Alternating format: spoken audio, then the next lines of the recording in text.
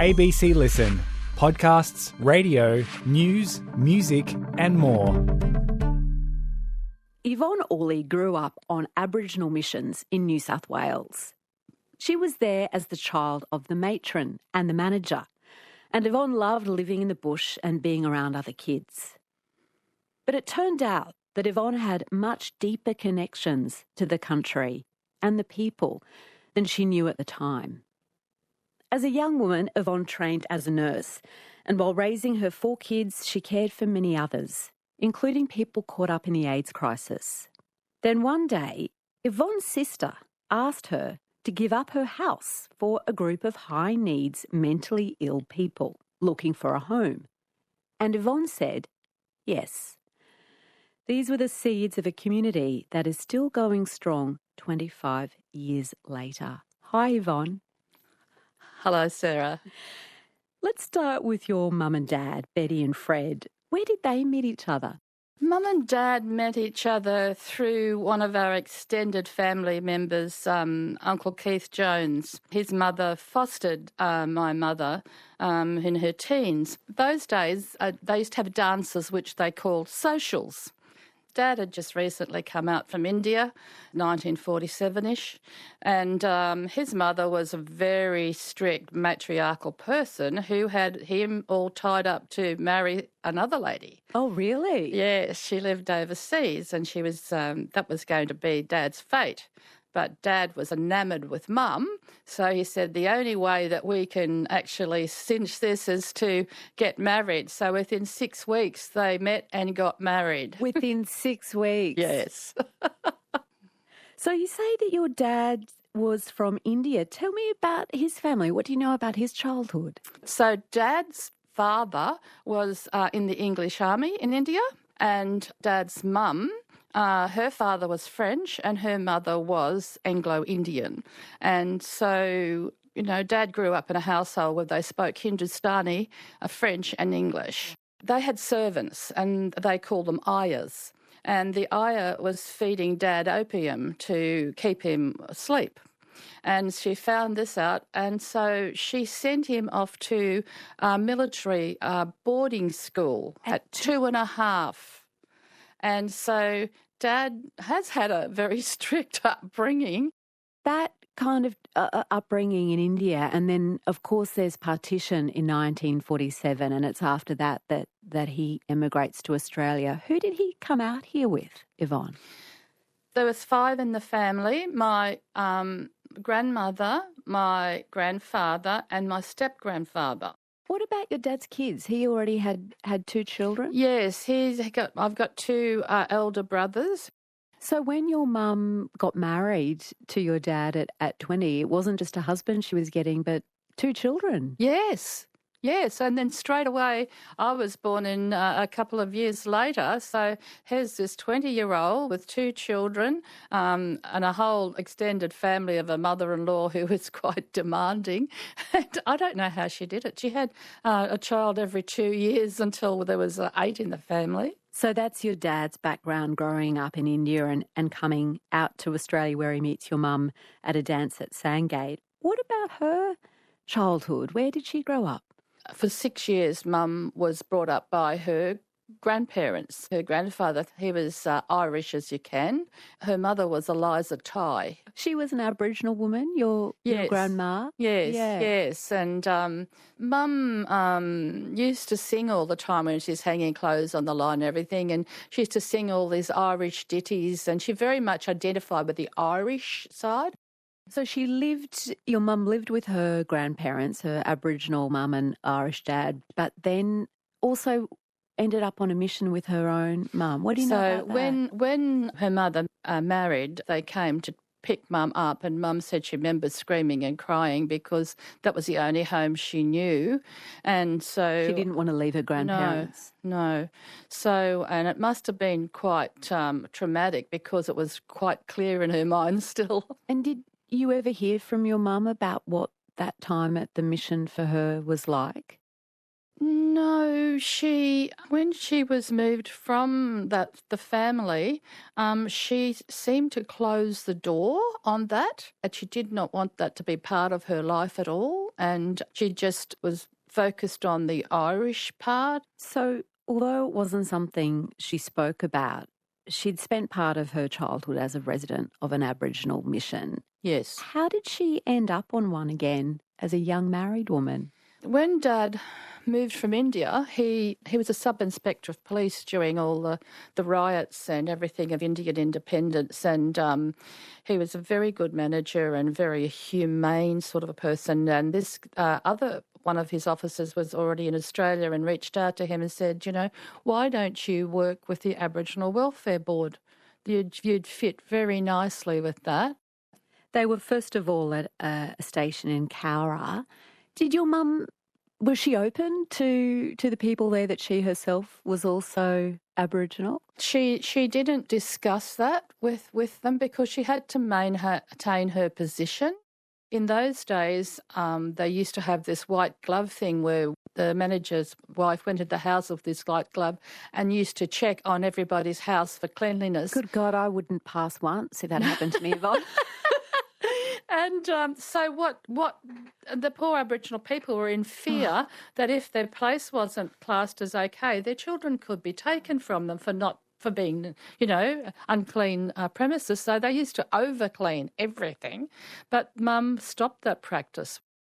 What approach do you think your mum and dad would have taken to their roles? That sounds like one example of your mum stopping a ridiculous and cruel practice. What else, knowing them as people, what kind of way would they have managed a mission, do you think?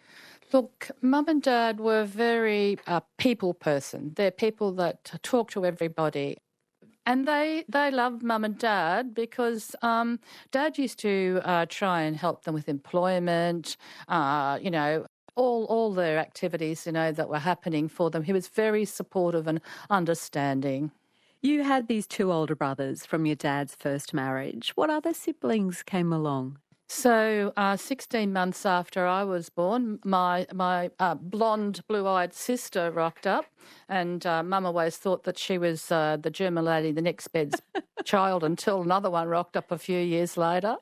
But so we had, after me, a girl, two boys, but one of my siblings passed away, my brother Gregory, when he was little. What do you remember about losing him? Oh, look, it was such a sad day, and I think I was about 4 or 5, about 5, and Mum got a phone call from the Cowra hospital saying, your son is ready to be picked up. So she rang up. He'd been in hospital? Yes, he'd had stuff. And in those days, the antibiotics were just appearing on the scene. It was sulphur drugs and goodness knows. Anyway, Mum was trying to organise, to pick him up. And then the phone rang again and they said, while the nurse went to get his clothing from the cupboard, he choked on his vomit and died. So Mum was just hysterical and devastated, and I was sitting there with her and I was crying. And when Dad came in the ute, I tried to run out to tell him what was happened to help him understand that Mum needs help, and all I could do was cry, and hold onto his leg. Yes, Did you go to the funeral, Yvonne? No. Our house was across the road from the church, and Mum was too devastated to go to the funeral, and so we sat at the window and we watched people going in and the hearse coming out. And Mum carried with her always this little dove that had been on his graves. It's such a big loss for a family. I'm so sorry. Your family moved after Cowra. Your parents took the family to another mission. What were living conditions like out at Karuna? It was supported by missionaries.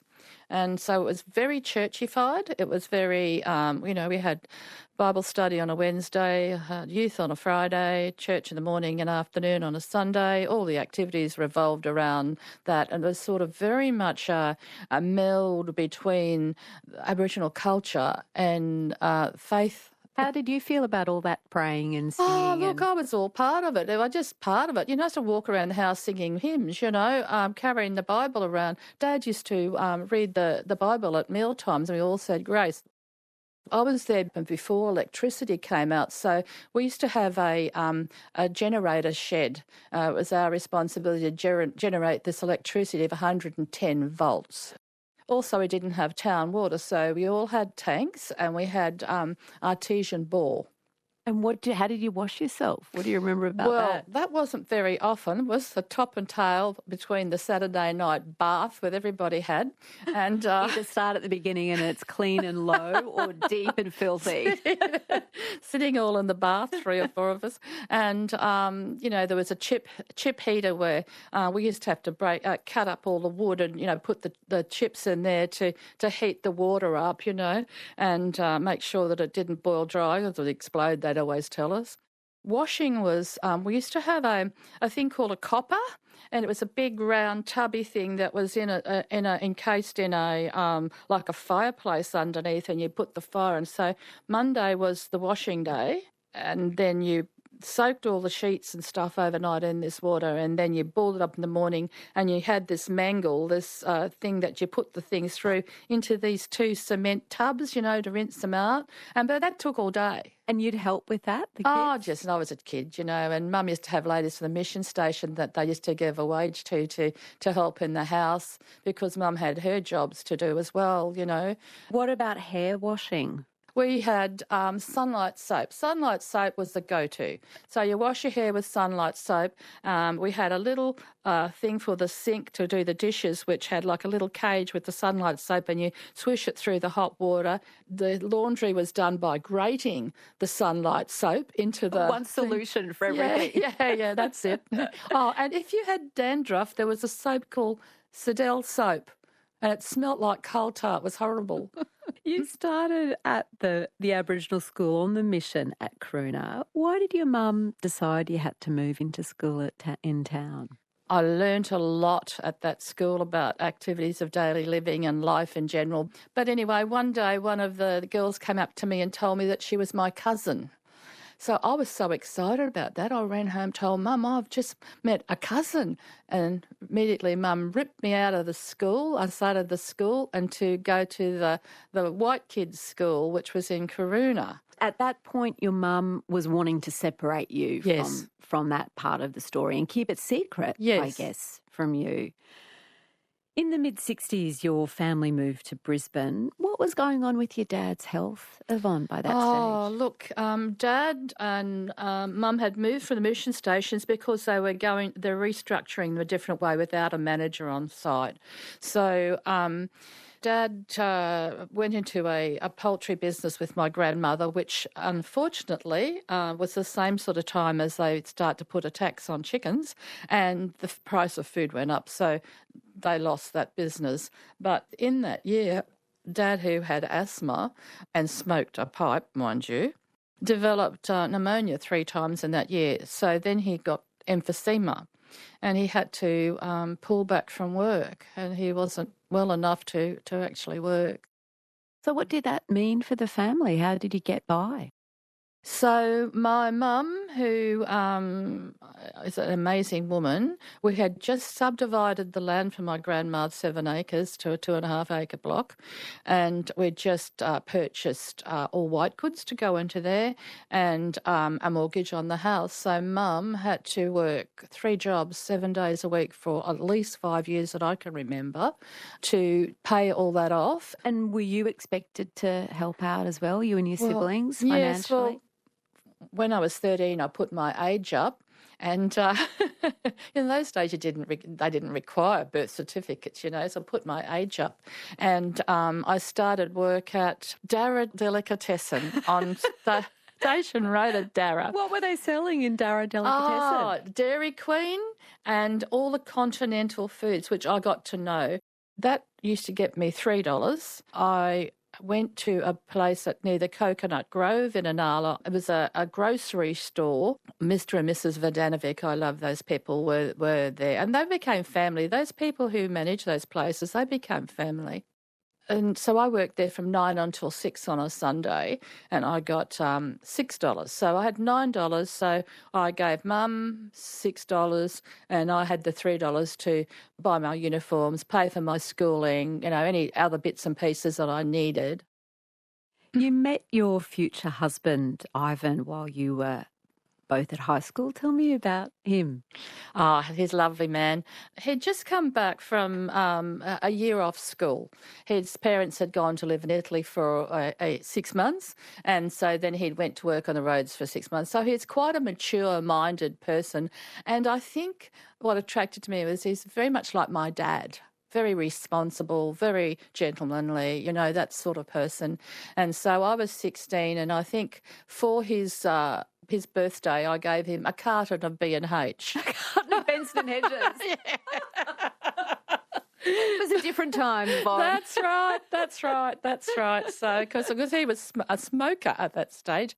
You studied nursing in Brisbane after finishing school. Did you have to live in at the hospital in those days? Oh, yes, that was a mandate. How did that suit you? Oh, look, you said you had a big family. I had the same size family. You can imagine 7 children, mum and dad, in a 3-bedroom home, and we're on our own property, so there's loud noises, there's a lot of things happening, there's neighbours and people dropping in the whole time, very busy, chaotic, and I'm the sort of person that likes to have a nice quiet place, sit down and have a read. I used to eat books. I was a voracious reader. So when I went, I had to live in, but there were 300 other nurses living in.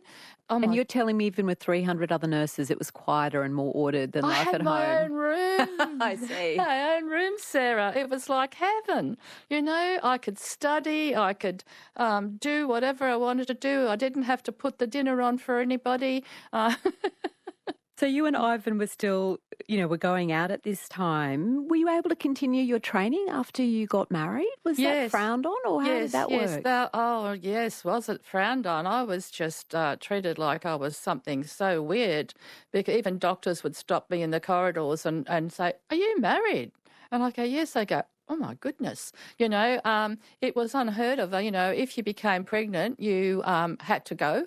You were never given permission to get married. I don't know how I was given permission to get married, but every time I arranged a married date, the old nun-like sisters... Matrons. changed my shifts and put me on night duty for 10 weeks. So I had about 3 lots of night duties, and I thought, blow this. So I got married on the Saturday and went back to work on the Monday. Yeah, it's not much of a honeymoon. 10 weeks of night duty. Whereabouts did you get married? Oh, look, this is a story in itself. Darra Cement Co. Hall. I wasn't aware that was a wedding venue. It wasn't. I don't know what sort of venue it was, but Ivan's dad used to be one of the people, that work with Cement Co. building the houses in Inala, with all the concrete. So it was such a fun wedding. So we had the Indian type people on one side and the Italian side people on the other side, and we all had that venue so we could cook. And so, look after ourselves. And who was in charge, the Italian or the Indian side when it came to cooking? They both were because they're both pretty bossy. So here we are with all this Italian food and all this Indian curries and things. And the Italians started to eat the Indian stuff and the Indians started to eat the Italian stuff.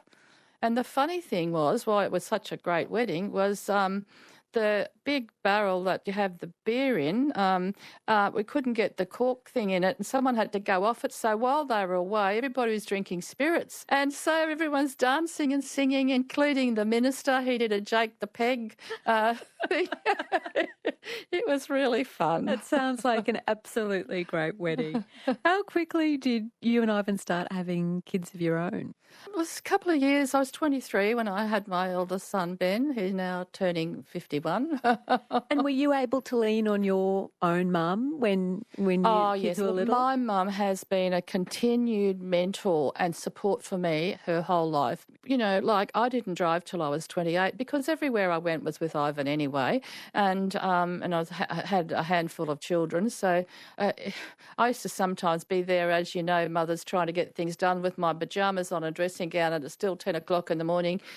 Ring a cab, go over to mum's and just sit out there for the day while the kids run around while I breastfeeded one of the children.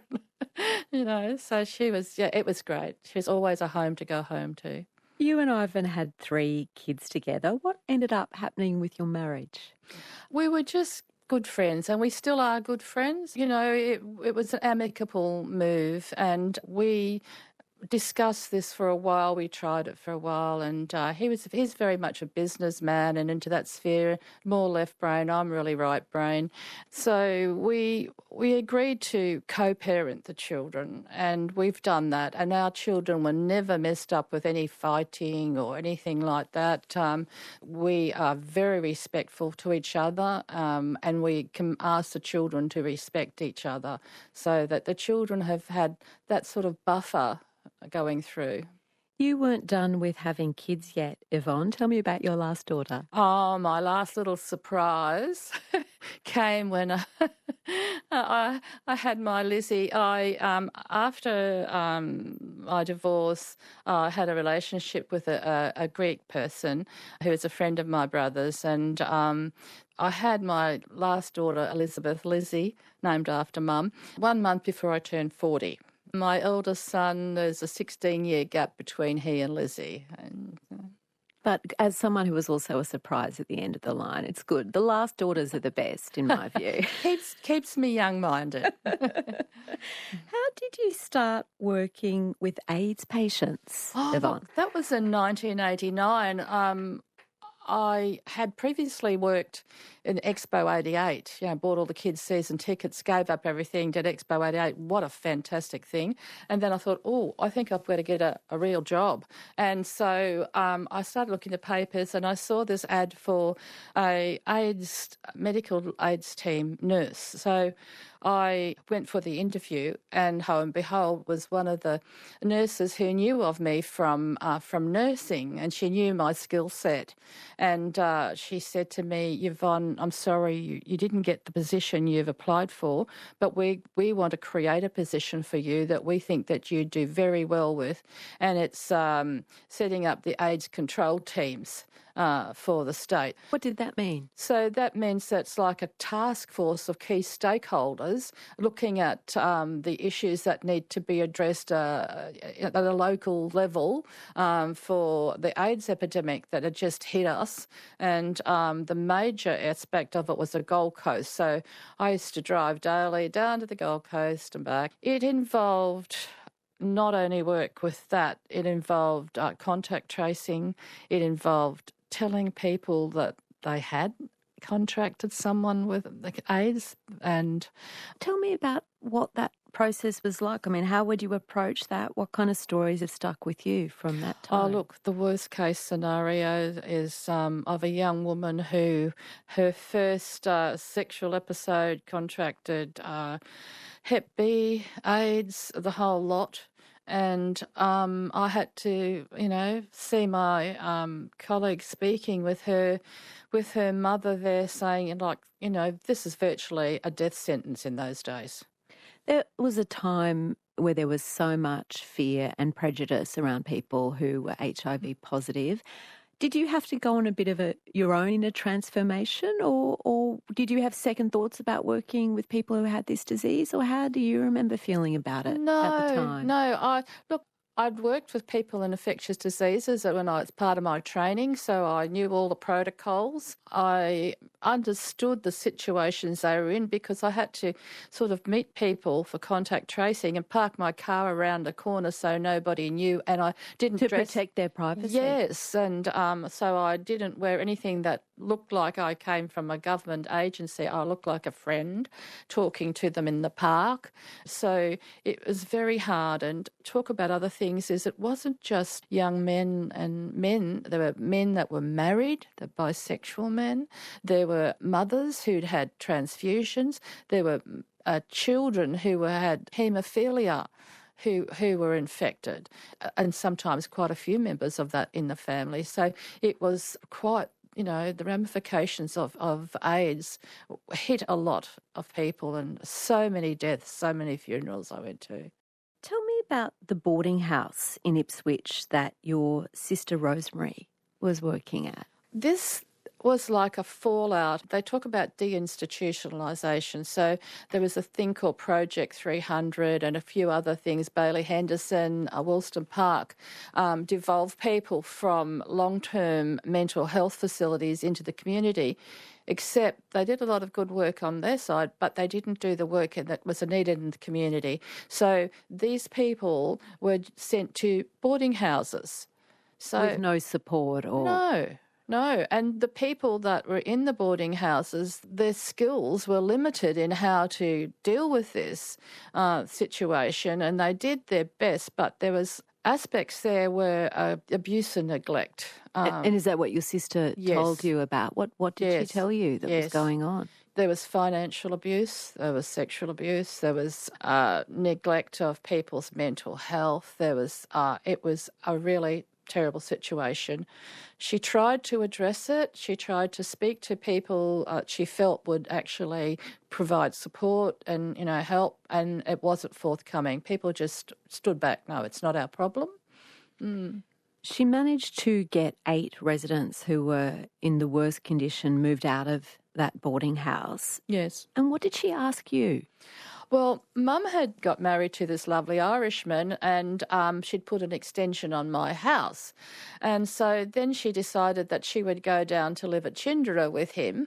And so I had this 6-bedroom house that Lizzie and I were in. So my sister came to me and she said, that situation I've been telling you about, she said, there's no way that they're going to let those people go. We're just going to have to do a moonlight flit and bring them out. So the only time that can happen is next weekend. So you've got a week. Would you be able to move out of the house and get into somewhere else within that week? And I went, yeah, I think we can do that. So wait a minute. Why did you say yes? Because there were people who were in a worse situation than I was, and I was able to move, but I didn't know to where then. But did you think this was going to be a short-term thing or what? Well, I didn't envisage it was going to be a long-term thing. I thought, well, we just help them and find somewhere else for them to go, But there was nowhere else for them to go, Sarah. There's nowhere else that could look after them or understood what was happening with them. So these 8 people with complex disability, mental health needs come and live in your family home. Yes. Were you involved in helping out with them? You other members of the family? Who was looking after them? The family all came together. My mum and her husband used to come up during the week and stay with them because don't forget Mum's got her nursing background. Then they'd go home and my sister's husband, who had a Cert 3 in disability, he would come the Friday night and stay till Sunday night. And then I would come on the weekends after work, I'd come over and help and do things then. But the big crux came when, after a few years there was a 10-day period where Mum was diagnosed with cancer, her husband was diagnosed with prostate cancer, my sister's husband was diagnosed with lung cancer. Oh, my gosh. And my sister had a 4-year-old child, as well as taking on 2 other children from a previous and her other children that she had. And she was working full-time at Disability Services. So she said, Yvonne, I really need your help to take over. She said, can you take over? So I went and spoke to my boss, lovely Lorraine, and I said to her, what am I going to do, Lorraine? These people. And she said, look, there's a change of government. Why don't you take leave And then she said the possibility is maybe you can take a redundancy. So I took leave, a year leave, and moved back into the house? Yes. Lizzie and I lived in one bedroom, and then we eventually got people to help us out so I could actually try and do other work. What was it like for Lizzie? How old was she when you moved back to be sharing a bedroom together with a bunch of people with highly complex I'll say needs? about 8. I'll say about 8. So Lizzie's very knows them inside out, and they all love Lizzie, and she's very much settled with any person from any walk of life. You know. Well, what did you learn about living with, not just being a carer for who comes and goes, but living with people with complex mental health and needs and disability? Well, what did you learn people needed and wanted from that kind of setting? Oh, look, of course, there's people with challenging behaviours, interpersonal relationship problems, complex health issues. But lucky I had my nursing background. I'd also worked at a place called Lowson House, and it was the worst case scenario you could imagine. It's mental health, high complex needs mental health, where they lock the door type of thing. So there were beds lined along each side of the wall, and then there were beds down the middle of the hall of the ward. There was no privacy for these people. People had to watch them in the shower, etc. It was a really inhumane thing. This is the sort of mental health care, seems the wrong word, but mental health supervision that you'd experienced in your nursing training, right? So you didn't want something like that. I didn't want that because my auntie said to me that one time she had ended up there. She'd had a heart attack and was really depressed, and she had to be in this ward and be subject to that as well. So I thought, well, you know, these people, I always separate the person from their condition. And that's how I work with it, because then you don't label people, not a schizophrenic. You call people, they have schizophrenia. They're not a diabetic, they have diabetes. And then you can actually deal with the behaviours or the symptoms and still care about the person. Some of those behaviours can be really challenging. Were you ever worried, say, for Lizzie's safety or well-being? No, I wasn't, funnily enough, because there was it's a professional relationship, but it's a caring and responsible relationship that the residents and I had with each other. So they saw Lizzie as their little sister, or they looked after her. They cared about her, yeah. How did you then end up buying a larger building? What was happening was I was really struggling with trying to make ends meet. The income wasn't enough to support the amount of people and the costs. So I said to my mum, you know, Mum, I'm going to take a redundancy, but I want to look for a place that's not far from here so that these other residents can walk across to it. It's got to be multi-living place, all this stuff. So we talked about it, and Mum lived next door to a lady who was a cleaner for the Augustin Heights Priory. And so it had 10 bedrooms, seven bathrooms. What, because it was to house priests originally? Right. Yes. So what I did is I got my redundancy from Queensland Health then. I rang up my boss, got my redundancy, and I put the deposit on the place with my redundancy. And so I had the two places for a while, but it was I just couldn't manage having the two places, and so. I'm just so curious about what was motivating you. This wasn't a money-making venture. This was something that you'd kind of found yourself in through helping your sister out. What kept you there? What kept you deciding to invest, say, your redundancy in more accommodation? And all my superannuation, by the way. So here I am, nearly 75, having to make sure I've got streams of income so I can semi-retire. I just think it's an acceptance that there's nobody else is going to do it, so I had to do it. Do you think that comes from your mum, partly, that attitude? I think so. There's a job to be done. Someone's got to do it. And if no one's going to do it, well, you have to do it. You've worked with, cared for so many people there over the years. Can you tell me about the former resident who showed up at the facility out of the blue during COVID? He was one of my original people that we supported. We were very close we're very close to all of them. I had got him up to a level of being able to live in an independent little unit with some support in this other village situation. And then he got money from the redress scheme, and his brother took him out of there, spent all the money, and put him into a boarding house up north somewhere. And so I lost him. I couldn't find out where he was. And because I'm not next of kin, I wasn't given where he was. And I think they must have lost him where he was because he became homeless. And he is virtually illiterate. And so he wasn't able to contact me or anything like that.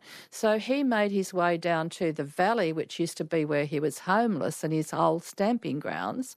And during COVID, the government scooped them all up and put them into a big facility in Toowong. Like a hotel? Like a hotel with all these complex needs people, and it was just a nightmare. And so during that time, he found that his mum had passed away, and he loved his mum. She was a lovely person. And so he remembered that his mum said, if anything happens to you, find Yvonne, go to Yvonne. So he had that in his mind, and so he walked all the way from Toowong railway station there, all the way to Gales along the railway track. He walked along the railway line? Yep. He remembered that we weren't far from the Gales railway station. So he made it to the Gales railway station, and I said, how the heck did you find us? He said, I followed my heart. And I thought, oh, that's lovely. I said, but, really, physically, how did you find us? He said, well, I walked past the street and I remembered that was the turn-off place on that fence, and that was where you were. So here I am sitting inside the office area, and there's a knock on the door, and this boy appeared, and I say boy, he's in his 40s, and oh my goodness, he had head lice all biting his face and neck all over him. He was in absolute filthy gear, skinny as a rake, and he was wearing this hot jacket which had all pockets in, which had all these goods and stuff in it because that kept him safe. And he put his arms out to me, and I cried. I thought, oh my goodness, I found him, And so it was so lovely to have him come back. How's he doing now?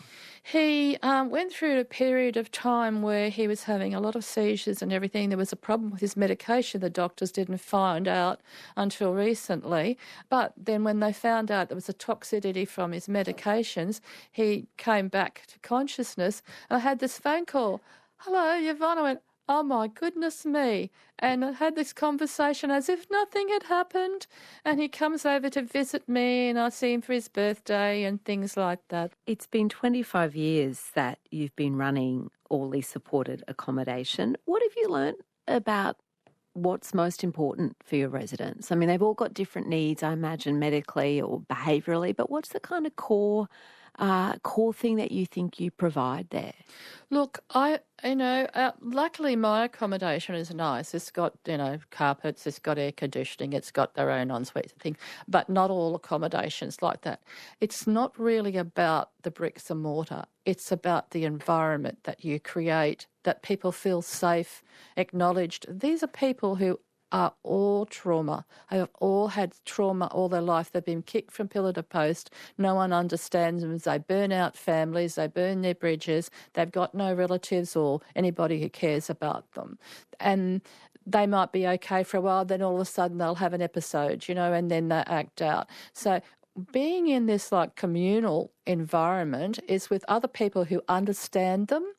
Say hello to them, wake up in the morning, how'd you sleep last night? Let's have a cup of coffee and a smoke, and that's their comfort zone, their sanctuary. They just need the basics. They need people to care about them, some food, somewhere to sleep, medication and support, things like that, Has working with the people you've worked with in this setting, Yvonne, changed you over the years, do you think? It has changed me, my speech. I have a couple of different ways of speaking. I'll be speaking to you in one way. How I speak with the residents is very simple, and I speak in concrete terms, because one of my residents, he's got schizophrenia, autism, OCD, and I said something to him one day and he said, Yvonne, is that sarcasm? I said, I think it could be. He said, I don't understand sarcasm. And I thought, hang on, go back.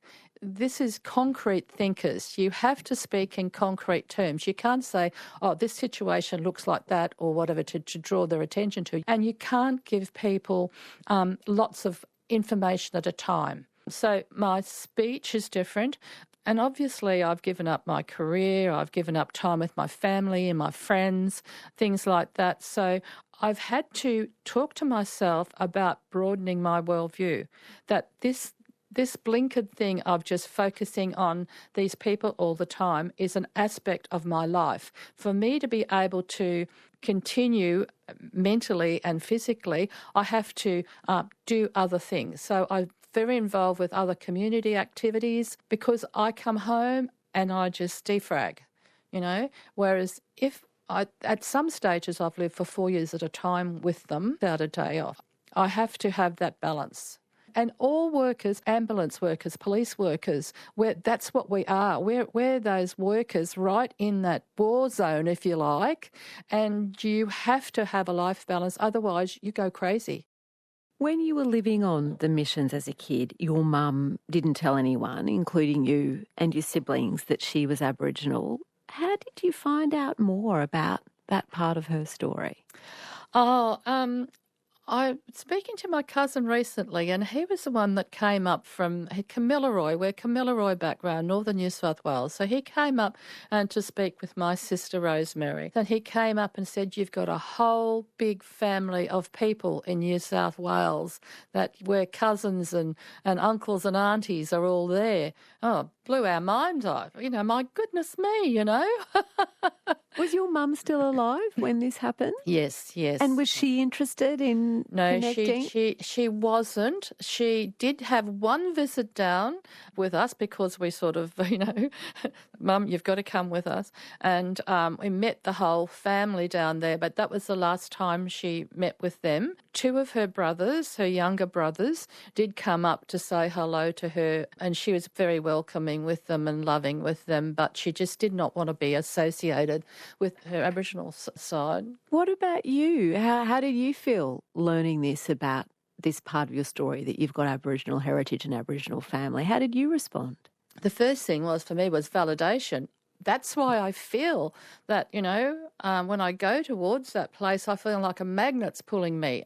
And I've come there and I feel so much at home, It validated my feelings and who I was, Unfortunately, that caste system and discrimination was imposed on Mum by her family. But I still get the same thing. If I tell people that I come from an Aboriginal background when I'm being introduced, you can see their face changes, It's unconscious discrimination.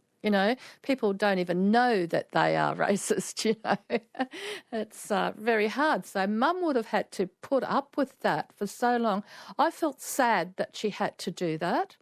And I felt that it frustrated me too, because I had to make my Aboriginal connections outside of conferencing with Mum. What about your kids, Yvonne? How do they feel about it? Well, they were sort of a bit astounded because we'd lived close to their Italian grandparents, and they're very much Italian sort of children, So, of course, they knew Dad as Indian, but they weren't aware of that. But they have embraced it.